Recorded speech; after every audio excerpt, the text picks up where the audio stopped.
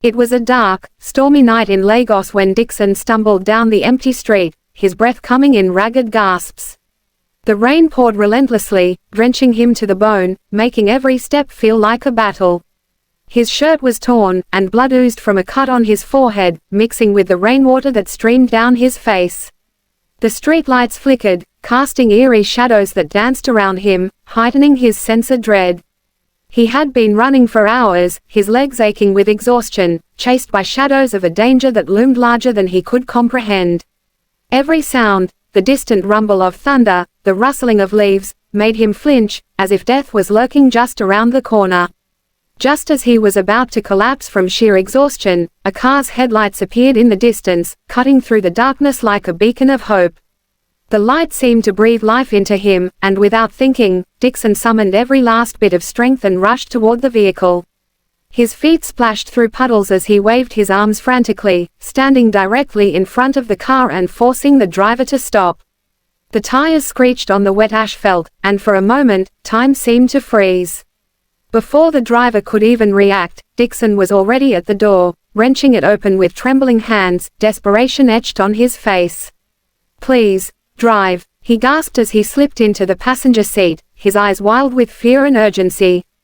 The driver, a young woman named Rose, stared at him in shock, her heart pounding in her chest. She had been on her way home from a long day at work, never expecting to find herself in such a dangerous situation. She barely managed to catch her breath as she looked at the bedraggled stranger beside her, his clothes soaked and torn, blood dripping from his forehead. "Why are you running? Where do you need to go?" Rose asked, her voice shaking despite her attempt to remain calm. "Just drive, anywhere," Dixon barked, glancing anxiously out of the window, his paranoia growing with every second. Terrified and unsure of what else to do, Rose obeyed. Her hands trembled as she gripped the steering wheel, her mind spinning with questions that had no immediate answers. Who was this man? What kind of trouble was he in? She stole quick glances at him, noticing the desperation in his eyes, but she couldn't bring herself to ask more. Her apartment wasn't an option, it wasn't safe to take him there. After a moment of frantic thinking, she decided to drive to her friend Stella's house.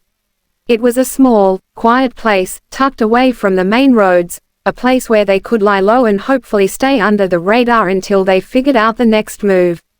When they arrived at Stella's house, Dixon staggered out of the car, his legs barely able to carry him.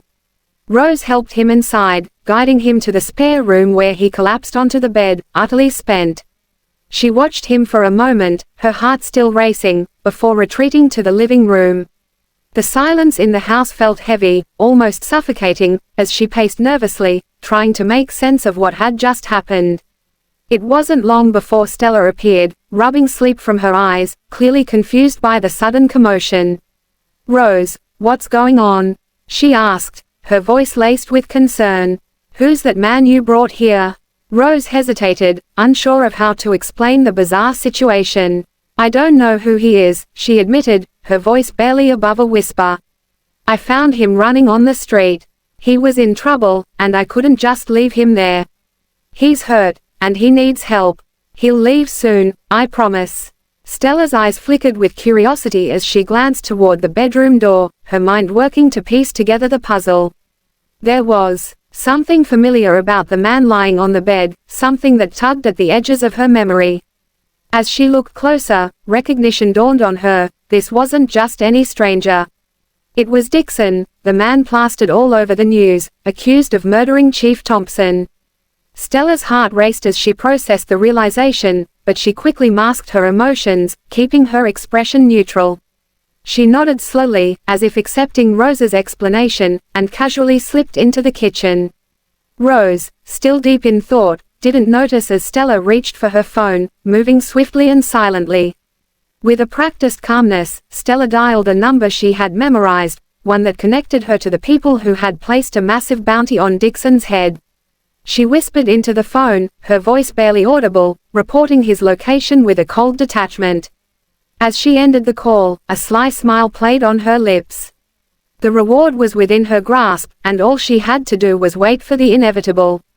Stella returned to the living room, her demeanor unchanged, acting as if nothing had happened. She chatted with Rose, pretending to share in her concern for the injured stranger, all the while secretly counting down the minutes until her plan would come to fruition. In her mind, the reward was already hers, a life-changing sum that would open doors she had never thought possible. But she couldn't let Rose know, not yet. She needed to play her part a little longer.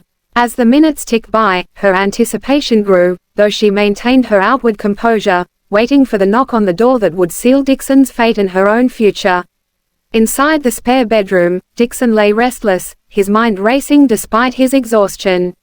Every muscle in his body ached, and the cut on his forehead throbbed painfully, but it was nothing compared to the torment of his thoughts. He wasn't a killer, but the world believed otherwise.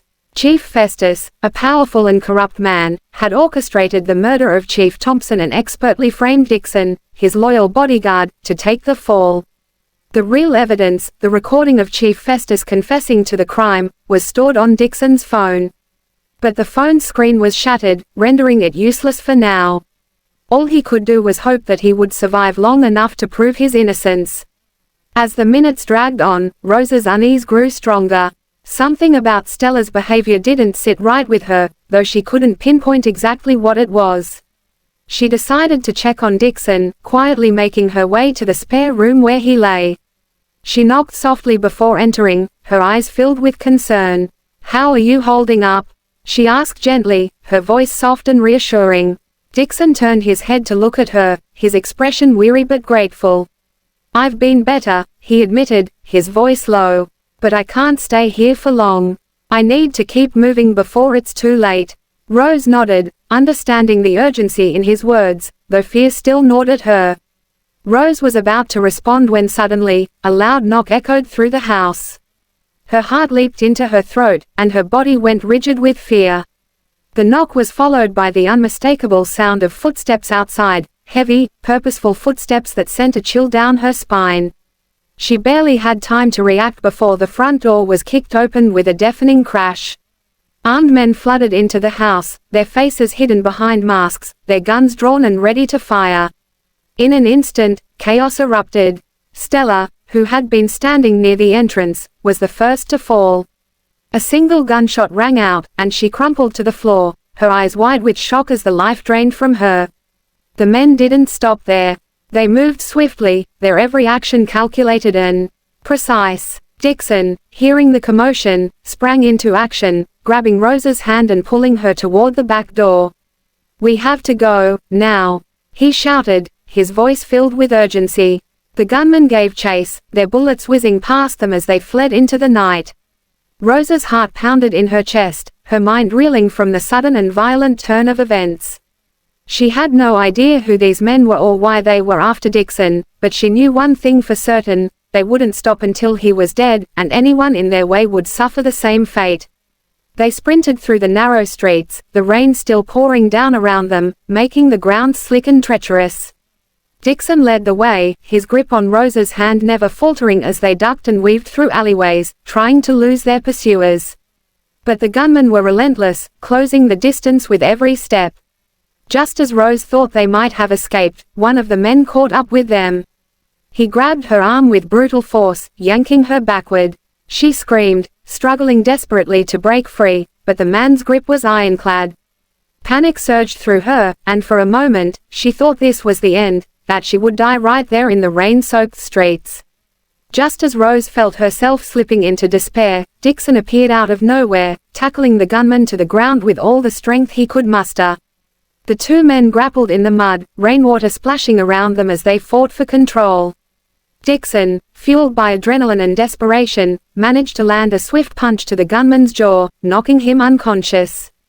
Breathing heavily, he scrambled to his feet and rushed to Rose's side, pulling her up with him. "Come on," he urged, his voice full of urgency and determination. Without a moment's hesitation, they resumed their frantic escape, running as fast as their legs would carry them. Every breath felt like fire in their lungs, but they couldn't afford to stop, not yet. They dashed through dark alleyways, weaving between buildings, always staying one step ahead of the danger that pursued them. After what felt like an eternity, they spotted an abandoned warehouse at the edge of the city. It loomed in the darkness, offering a temporary refuge from the relentless chase. Dixon led Rose inside, closing the door behind them as quietly as possible.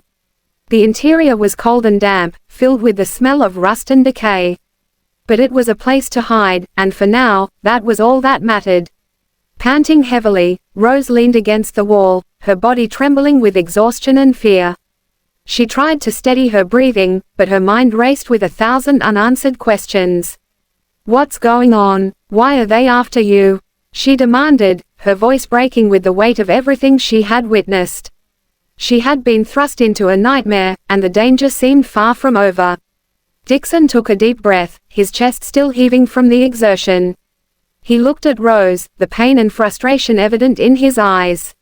"I didn't kill Chief Thompson," he said, his voice thick with emotion. "I was set up. Chief Festus is the one who orchestrated everything.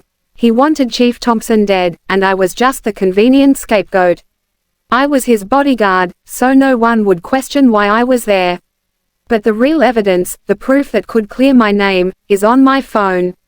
It's a recording of Festus admitting to the murder.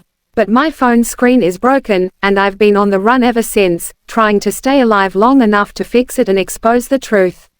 Rose listened intently, her fear slowly giving way to a sense of determination. She had never imagined she would be caught up in something like this, but now that she was, there was no turning back. She couldn't just walk away and leave Dixon to face this alone. He needed her, and she wasn't going to abandon him. "We need to fix your phone," she said, her voice steady and resolute. "It's the only way to clear your name and bring Chief Festus to justice. We can't let him get away with this." The next morning, they ventured out cautiously, keeping to the shadows as they made their way to a small repair shop hidden in a back alley. The shop was old and worn, its windows covered in dust, but it was the only place they could go without drawing too much attention. Rose watched anxiously as the technician worked on the phone, her mind racing with plans on what to do next. Every second felt like an eternity, but she knew they had to be patient.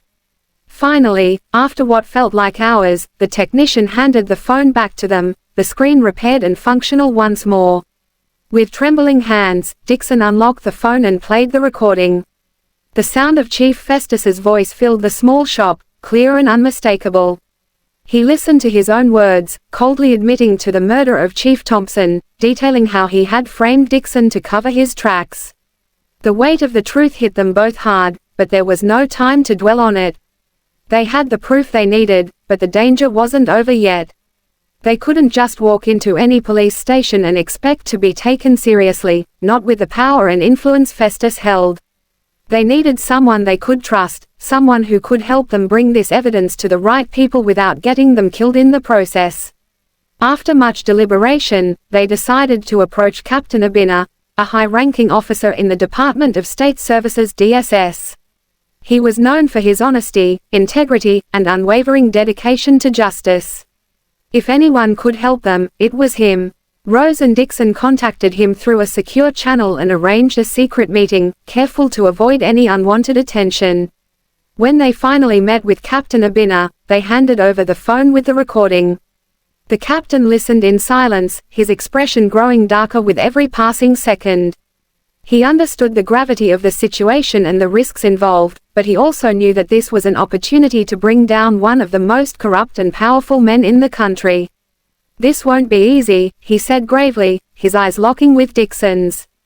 "But we'll do everything in our power to bring Festus to justice. You've done the right thing by coming to me." Within days, Captain Abinner organized a covert operation that led to the arrest of Chief Festus and several of his associates. The truth about Chief Thompson's murder was revealed to the public, and Dixon's name was finally cleared. The media erupted with the news, and the people who had hunted Dixon were exposed as part of a larger criminal network. Justice was served, and for the first time in what felt like forever, Dixon could breathe a sigh of relief. Rose and Dixon stood together, watching the news reports on a small television in a quiet cafe. The nightmare that had haunted them was finally over, and the weight that had been crushing them both had been lifted. They had survived against all odds, and in the process, they had found something deeper, something that went beyond the danger and fear. It wasn't just about justice anymore. It was about the bond they had forged, the trust they had built in the midst of chaos. As the city of Lagos began to move on from the scandal, Rose and Dixon allowed themselves to dream of a future that no longer involved running or hiding. They were free, free to live, free to love, and free to face whatever came next, together. Walking hand in hand through the bustling streets, the noise and energy of Lagos swirling around them, they knew that their journey wasn't over. But whatever challenges lay ahead, they would face them side by side, no longer alone in the world.